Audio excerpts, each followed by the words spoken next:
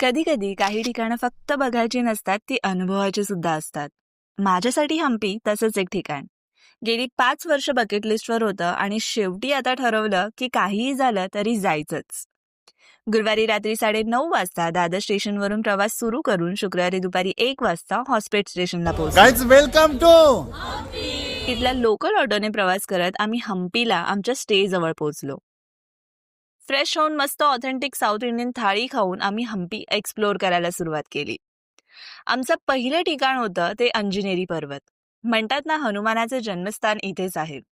वरपर्यंतची चढण थोडी दमवणारी होती, पण वरून दिसणारा सूर्यास्त, तो वारा, ती शांतता आणि त्या क्षणातलं समाधान हे शब्दात सांगता येणार नाही. हम्पीमध्ये मी 3 दिवस घालवले, पण पहिलाच दिवस असा होता की मन भरून गेलं. ही तर फक्त सुरुवात आहे. भाग 2 मध्ये अजून खूप काही सांगायचं आणि दाखवायचं आहे. म्हणूनच रील सेव्ह अँड शेअर करा तुमच्या फ्रेंड्स अँड फॅमिली सोबत आणि हम्पीला जायचा तुमचा तो प्लॅन आजच फिक्स करा. भेटूया दुसऱ्या व्हिडिओमध्ये. तोपर्यंत चॅनलला फॉलो करायला विसरू नका. धन्यवाद.